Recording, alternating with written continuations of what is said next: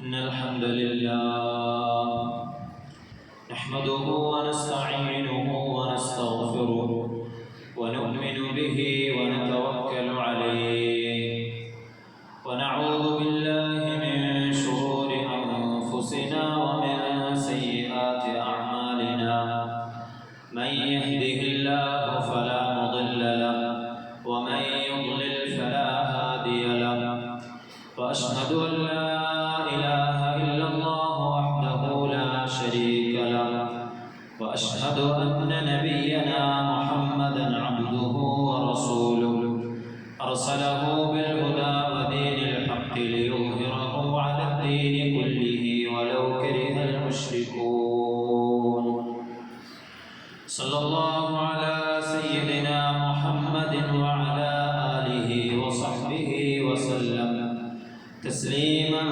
كثيرا كثيرا أما بعد أيها الناس أوصيكم عباد الله ونفسي أولا بتقوى الله فقد قال الله تعالى في قرآنه الكريم بعد أعوذ بالله من الشيطان الرجيم بسم الله الرحمن الرحيم يا أيها الناس اتقوا ربكم الذي خلقكم من نفس واحدة وخلق منها زوجها وبث منهما رجالا كثيرا ونساء واتقوا الله الذي تساءلون به والأرحام إن الله كان عليكم رقيبا صدق الله العظيم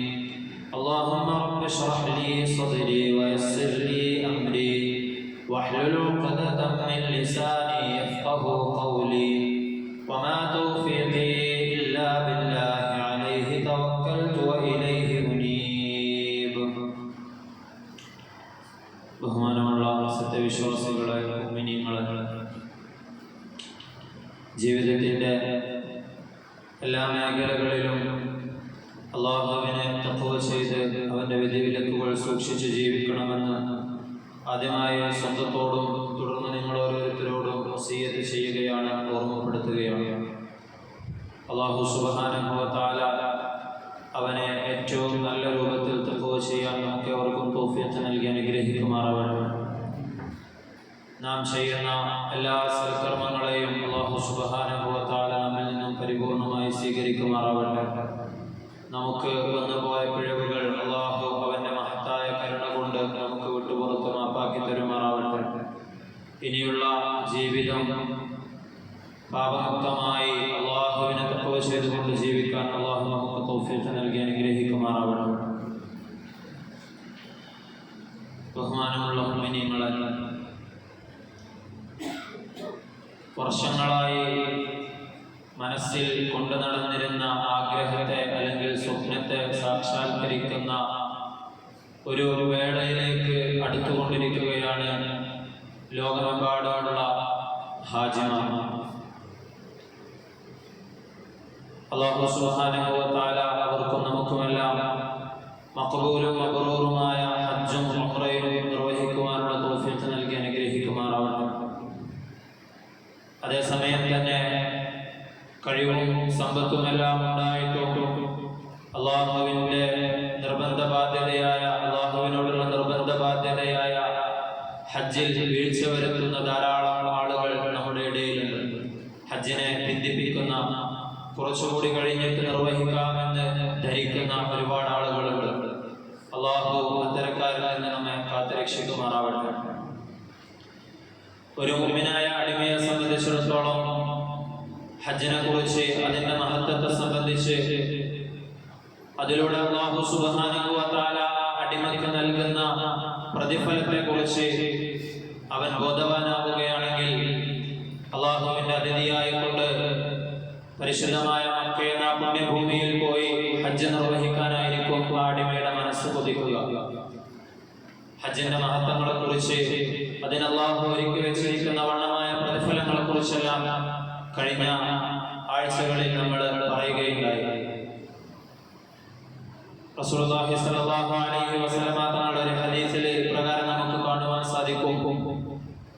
ഹജ്ജിനെയും ഉംറയെയും പറഞ്ഞപ്പോൾ നബി തങ്ങൾ പറഞ്ഞു, ഇന്നഹുമാ യൻഫിയാനി അൽ ഫഖറ വദ്ദുനൂബ കമാ യൻഫിൽ കീറു ഖബസൽ ഹദീദ്. സ്വർണത്തിന്റെയും വെള്ളിയുടെയും ഇരുമ്പിന്റെയും എല്ലാം മാലിന്യങ്ങളെ തീ എപ്രകാരം സ്ഫുടം ചെയ്തെടുക്കുന്നുവോ അതുപോലെ ഹജ്ജും ഉംറയുമെല്ലാം ഒരു മുഅ്മിനിന്റെ ദാരിദ്ര്യത്തെയും പാപങ്ങളെയും എല്ലാം ഇല്ലാതാക്കി കളയുന്നതാണ്. ഹജ്ജ് നിർവഹിച്ച് മടങ്ങുന്ന ഒരു ഹാജിയെ സംബന്ധിച്ച് സമൂഹത്തിലുള്ള സ്ഥാനമാനങ്ങളൊന്നും കൊതിക്കാതെ പൂർണ്ണമായി അള്ളാഹുവിന് വേണ്ടിയായിരിക്കണം അവന്റെ ഹജ്ജ്. നബി തങ്ങൾ തങ്ങളുടെ ഹജ്ജിനിടയിൽ ഇപ്രകാരം ദുആ ചെയ്തതായി നമുക്ക് കാണുവാൻ സാധിക്കും. അല്ലാഹുമ്മ ഹജ്ജത്തുൻ ലാ റിയാഅ ഫീഹാ വലാ സുംഅ. അല്ലാഹുവേ, യാതൊരു തരത്തിലുള്ള അഹങ്കാരമോ ലോകമാന്യതയോ ഇല്ലാതെ ഈ ഹജ്ജിനെ പൂർത്തിയാക്കാനുള്ള തൗഫീഖ് നീ എനിക്ക് നൽകണേ. അല്ലാഹു സുബ്ഹാനഹു വ തആല അത്തരത്തിലുള്ള നല്ല ഹജ്ജാക്കി ഈ വർഷത്തെ ഹാജിമാരുടെ ഹജ്ജിനെ സ്വീകരിക്കുമാറാവട്ടെ. പ്രിയമുള്ളവരെ, ഹജ്ജിന് തൗഫീഖ് ലഭിക്കാത്ത നമ്മെ സംബന്ധിച്ചിടത്തോളം ഹജ്ജിന്റെയും ഉംറയുടെയും എല്ലാം പ്രതിഫലം ലഭിക്കുന്ന ഒരു അമൽ നബി സല്ലല്ലാഹു അലൈഹി വസല്ലമ തങ്ങൾ നമുക്ക് പഠിപ്പിച്ചു തന്നിട്ടുണ്ട്. ഇമാം തിർമിദി റിപ്പോർട്ട് ചെയ്യുന്ന ഹദീസിൽ അനസ് റളിയല്ലാഹു അൻഹു പറയുകയാണ്, നബി സല്ലല്ലാഹു അലൈഹി വസല്ലമ തങ്ങൾ അരുളി, മൻ സല്ലൽ ഗദാത ഫീ ജമാഅത്തിൻ, ആരെങ്കിലും സുബ്ഹി നമസ്കാരം ജമാഅത്തായി നിർവഹിക്കുകയും സുമ്മ ഖഅദ യദ്കുറുല്ലാഹ ഹത്താ തത്ലുഅ അശംസു, അങ്ങനെ അവൻ അല്ലാഹുവിനെ ദിക്ർ ചെയ്തുകൊണ്ട് സൂര്യൻ ഉദിക്കുന്നത് വരെ അവൻ നമസ്കരിച്ച സ്ഥലത്ത് തന്നെ ഇരിക്കുകയും ചെയ്തു. സുമ്മ സല്ലா റകഅതൈൻ, അങ്ങനെ സൂര്യൻ ഉദിച്ചതിന് ശേഷം അവൻ 2 റക്അത്ത് നമസ്കാരം നിർവഹിക്കുകയും ചെയ്താൽ കാനത് ലഹു കഅജ്രി ഹജ്ജത്തിൻ വ ഉംറത്തിൻ, അവന് ഹജ്ജും ഉംറയും നിർവഹിച്ചതുപോലെയുള്ള പ്രതിഫലം അല്ലാഹു സുബ്ഹാനഹു വ തആല നൽകുന്നതാണ്. ഈ ഒരു വാചകം പൂർണ്ണമായ എന്നുള്ള വാചകം നബി സല്ലല്ലാഹു അലൈഹി വസല്ലമ തങ്ങൾ 3 പ്രാവശ്യം ആവർത്തിക്കുകയുണ്ടായി. ഹജ്ജിന് അവസരം ലഭിക്കാത്ത നമ്മൾ ബലികർമ്മത്തിന് വേണ്ടിയും ബലിപെരുന്നാൾ ആഘോഷിക്കാൻ വേണ്ടിയുമെല്ലാം പ്രതീക്ഷിച്ചുകൊണ്ടിരിക്കുകയാണ്. ഈ ഒരു സന്ദർഭത്തിൽ മുഅ്മിനീങ്ങളായ നമ്മെ സംബന്ധിച്ചിടത്തോളം നാം ഓർക്കേണ്ട ഒരുപാട് സംഭവങ്ങൾ നബി സല്ലല്ലാഹു അലൈഹി വസല്ലമ തങ്ങളുടെ ജീവിതത്തിൽ നമുക്ക് കാണുവാൻ സാധിക്കും. ഹിജ്റ 10ാമത്തെ വർഷം അറഫയിൽ വെച്ച് നബി സല്ലല്ലാഹു അലൈഹി വസല്ലമ തങ്ങൾ ഹജ്ജിനോടനുബന്ധിച്ച് ഒരു പ്രഭാഷണം നടത്തുകയുണ്ടായി. തങ്ങളുടെ ജീവിതത്തിലെ അവസാനത്തെ പ്രസംഗമായിരുന്നു അത്. ഖുതുബത്തുൽ വിദാ എന്നാണ് അതിനെക്കുറിച്ച് നമ്മൾ പറയുന്നത്. ലോക ചരിത്രത്തിൽ തന്നെ രേഖപ്പെടുത്തപ്പെട്ട ആദ്യത്തെ മനുഷ്യാവകാശ പ്രഖ്യാപനമായിട്ടാണ് ചരിത്രകാരന്മാർ അതിനെ കാണുന്നത്.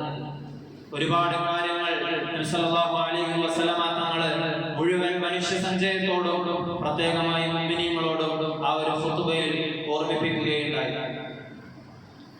ആ ഒരു ഖുതുബയിൽ അധിക അഭിസംബോധനകൾ നമുക്ക് കാണുവാൻ സാധിക്കുന്നത് അയ്യുഹന്നാസ്, ജനങ്ങളെ എന്ന് വിളിച്ചുകൊണ്ടുള്ള സംബോധനകളാണ്.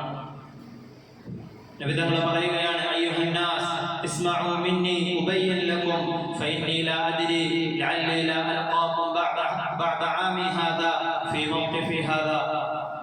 ജനങ്ങളെ, നിങ്ങൾ എന്നിൽ നിന്ന് ശരിക്കും ശ്രദ്ധിച്ച് കേൾക്കുക, കാര്യങ്ങൾ ശരിക്കും മനസ്സിലാക്കുക. ഞാൻ നിങ്ങൾക്കത് വിശദീകരിച്ചു തരാം. കാരണം ഈ ഒരു വർഷത്തിന് ശേഷം ഇങ്ങനെ ഈ ഒരു സന്ദർഭത്തിൽ വെച്ച് ഇനി ഒരു പക്ഷെ ഞാൻ നിങ്ങളെ കണ്ടുമുട്ടിയേക്കില്ല.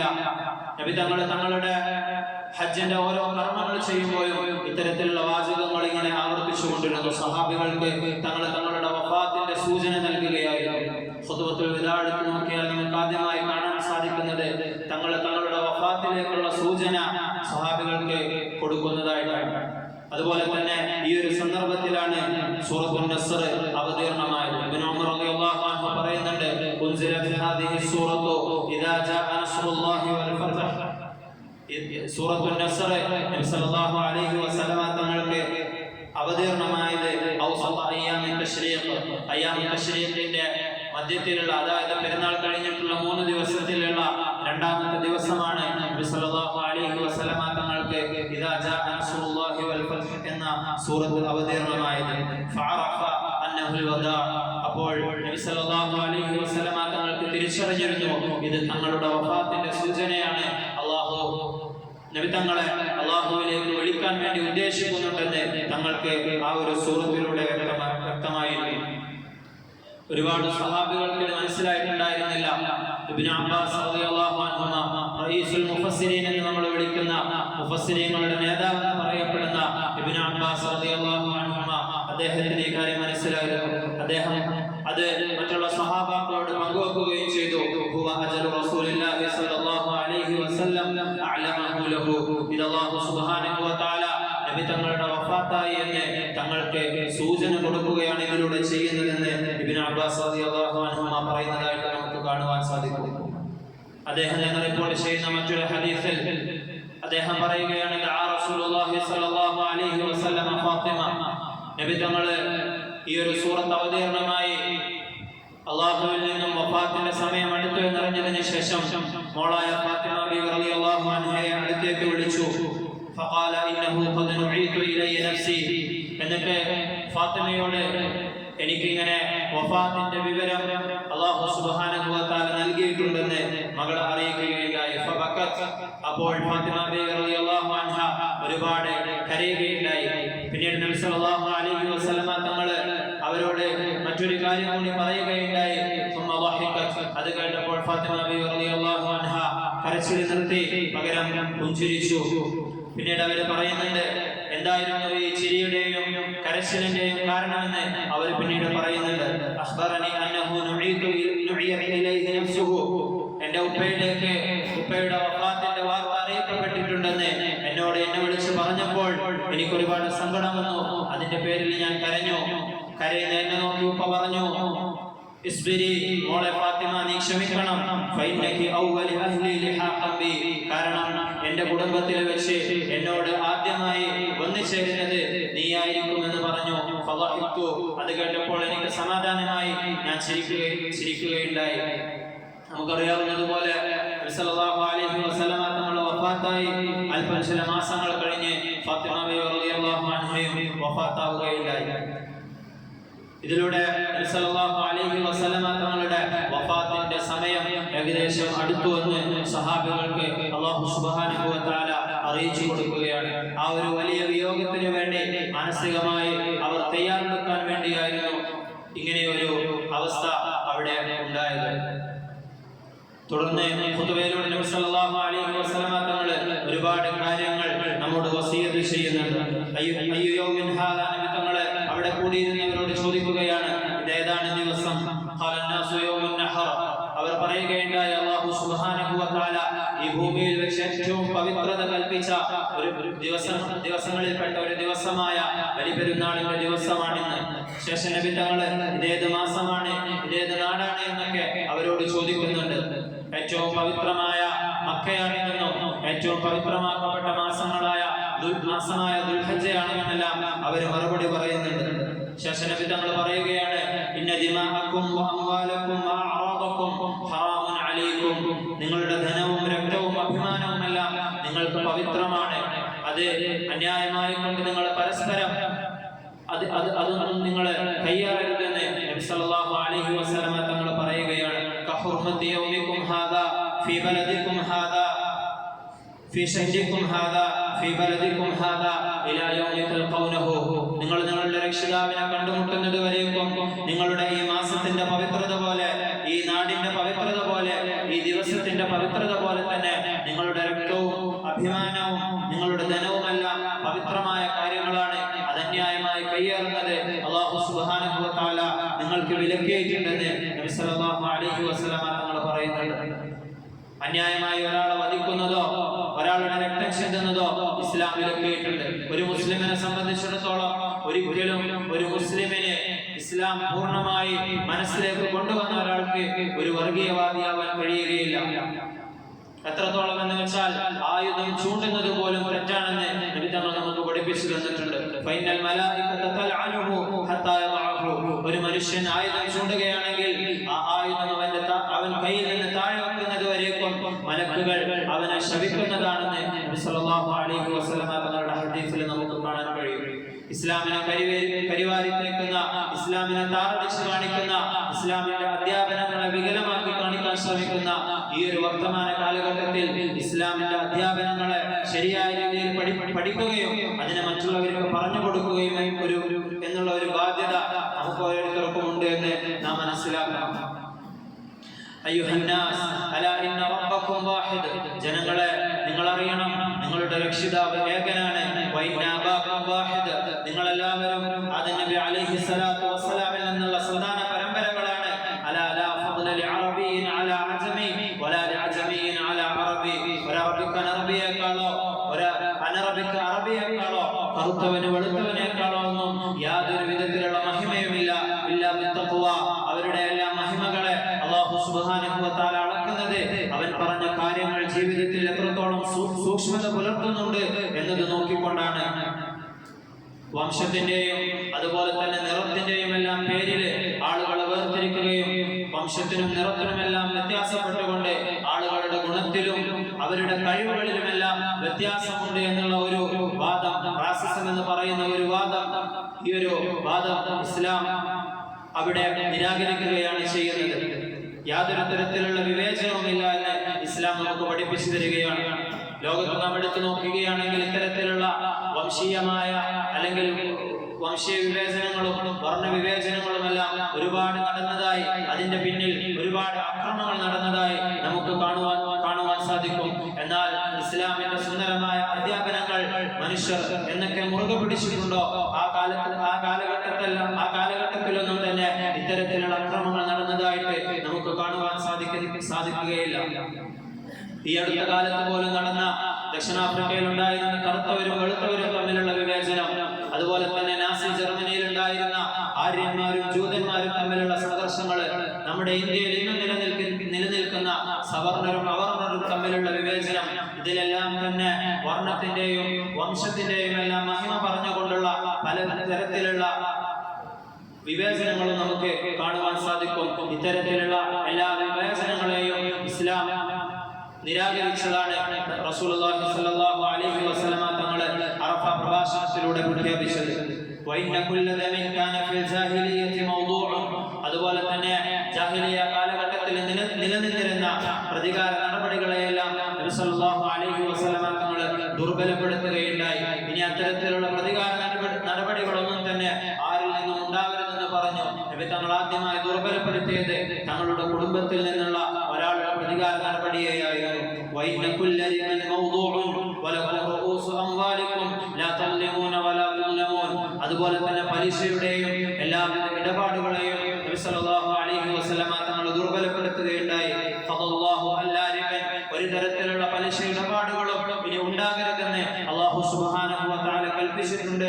വഇന്ന റിബ അബ്ബാസ് ബിൻ അബ്ദുൽ മുത്തലിബ് മൗദൂഉൻ കുല്ലുഹു, ആദ്യമായി നബി തങ്ങൾ സല്ലല്ലാഹു അലൈഹി വസല്ലം തങ്ങളുടെ കുടുംബത്തിൽപ്പെട്ട അബ്ബാസ് ബിൻ അബ്ദുൽ മുത്തലിബിന്റെ എല്ലാവിധ പലിശയെയും ഞാനിതാ ദുർബലപ്പെടുത്തുന്നു എന്ന് പറഞ്ഞുകൊണ്ട് അവർക്കെല്ലാം അവിടെ ഒരു മാതൃകയായതായി നമുക്ക് കാണുവാൻ സാധിക്കും.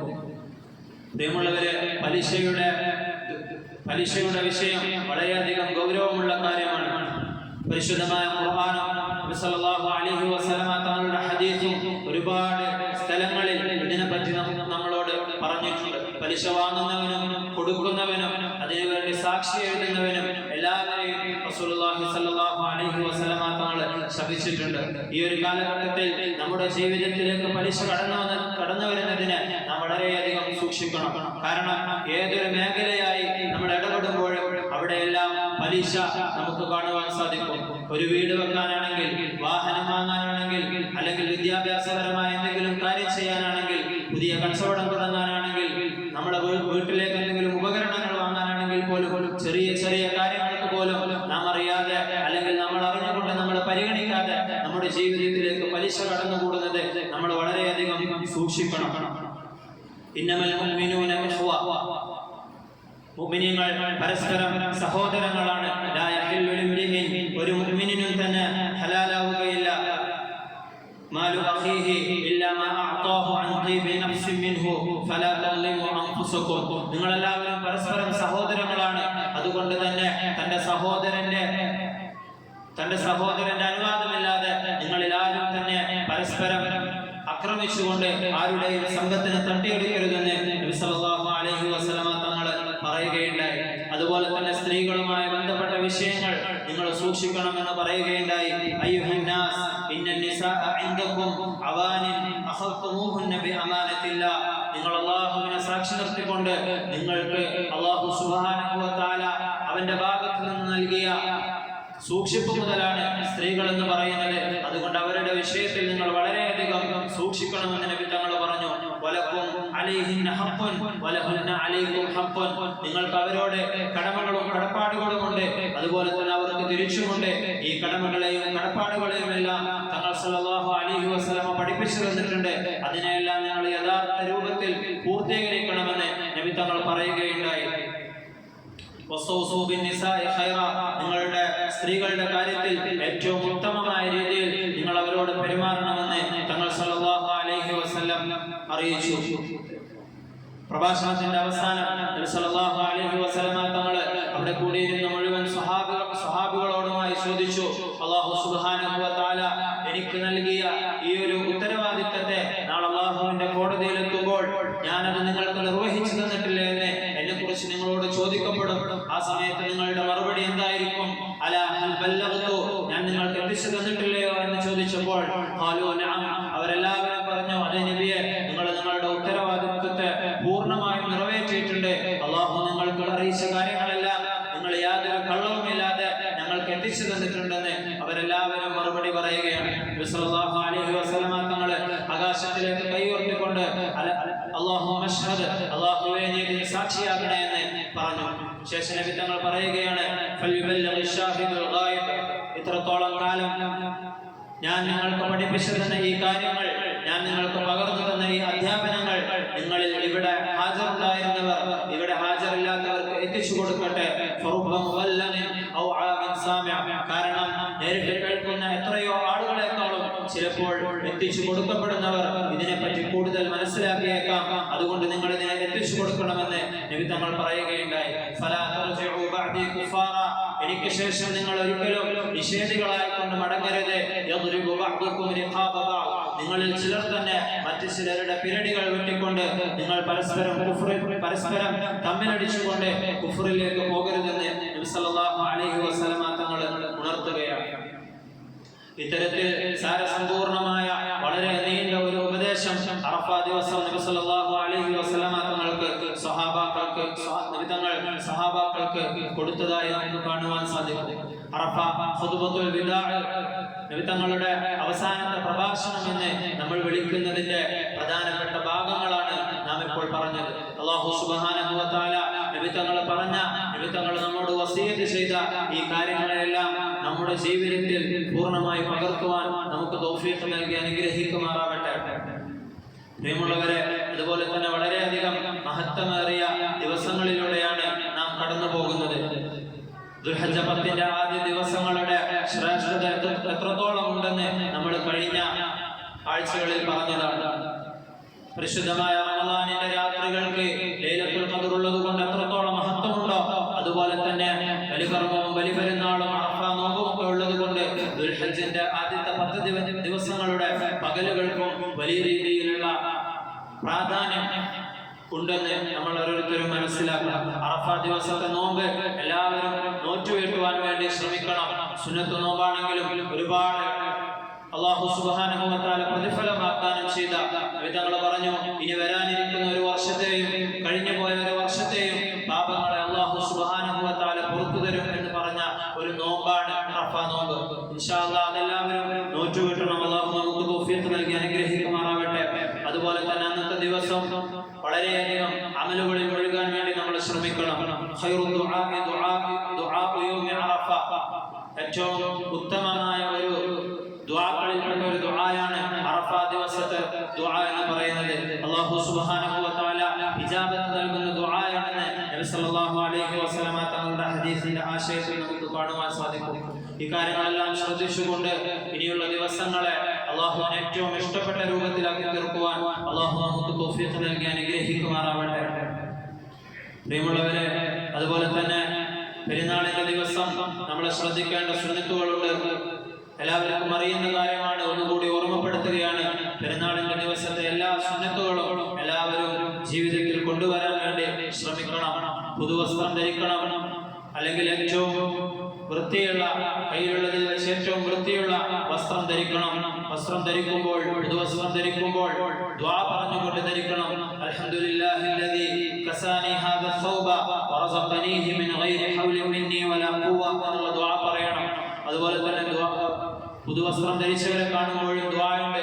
ആ ദുആയൊക്കെ നമ്മുടെ ജീവിതത്തിൽ പറയാൻ വേണ്ടി നമ്മൾ ശ്രമിക്കണം. ഇൽബസ് ജദീദ വഇശ് ഹമീദ വമുത് ഷഹീദ ഖുബ്ല വയഖ്ലിഫുല്ലാഹു തആല.